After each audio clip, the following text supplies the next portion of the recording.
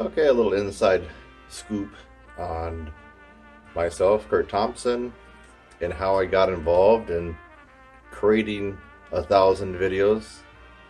And not only just creating these videos, but all for free. I mean, it's a lot of work. How did all that start? It started somewhere, right?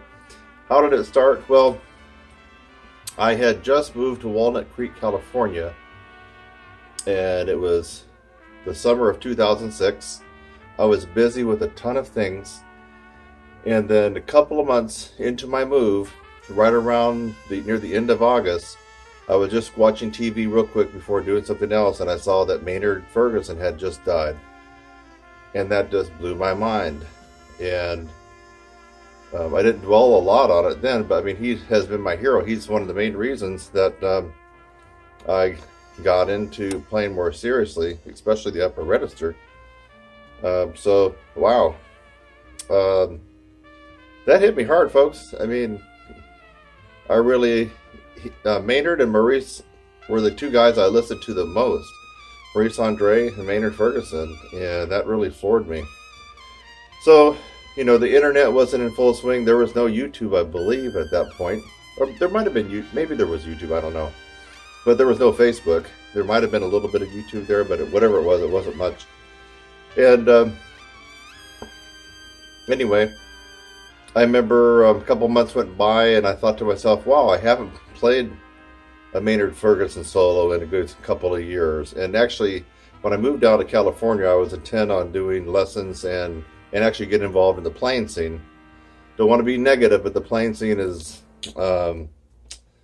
not to be I don't know, glorified in the San Francisco Bay Area. I mean, it's just, you'd have to go there unless it's changed. It's pretty sad. And then also they're just cutting music programs left and right in the school district. It's just pretty sad. But let's leave the doom and gloom beside. So I didn't know all that.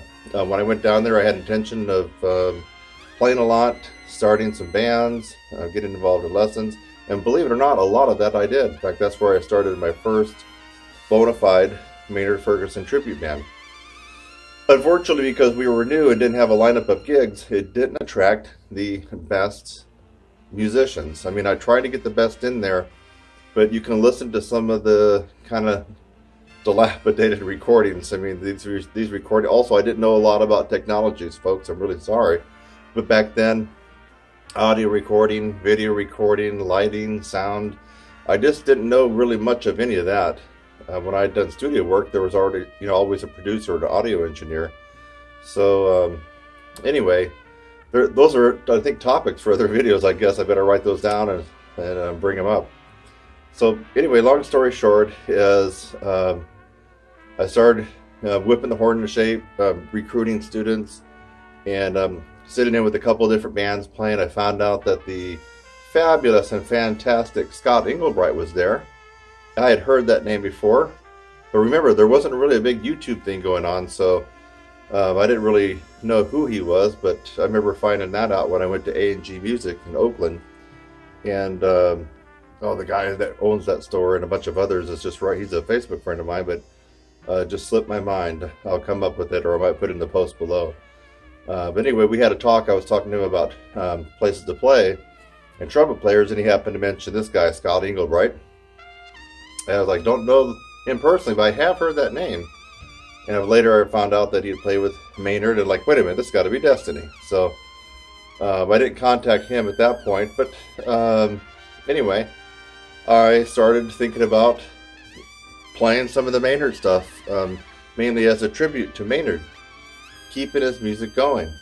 I mean, I love the guy that I do in my mind. I didn't know him personally, although I had met him a few times. But just my image of him, in my impression of him, I just loved that memory that I had in my head, and I didn't want to see his music die away. And folks, it can very easily die away because just almost most of the brass players on the planet do not have the ability to play his stuff, and the ones that do don't really do it justice.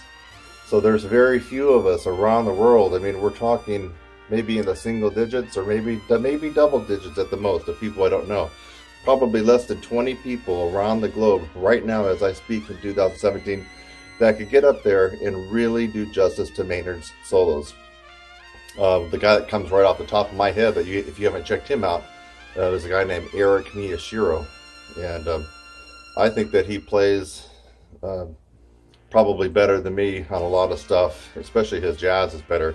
He's an all-around great player, but he really does justice to the Maynard stuff, and he's a player that's alive, and he's one example. There's a couple others, of course, that you probably heard of that are doing it. So this is back in 2006, and then getting to 2007, I thought, let me start working up some of these Maynard charts and let's see what happens. I mean, can I get some things going? And then I thought, why not put a couple of videos online on YouTube and whatever, see if I can maybe attract some students. So that's how all my YouTube channel began in 2000. Actually, the ideas for it kind of began in late 2006, but I started putting it to actual use in 2007. And so if you look at my channel, you'll notice that I think the inception date says 2007. So that's when I launched my first couple of videos. In fact, one of them you can see that I'd already been working on getting my chops going, and I do a little riff from Danny Boy. That was done back in 2007, 10 years ago.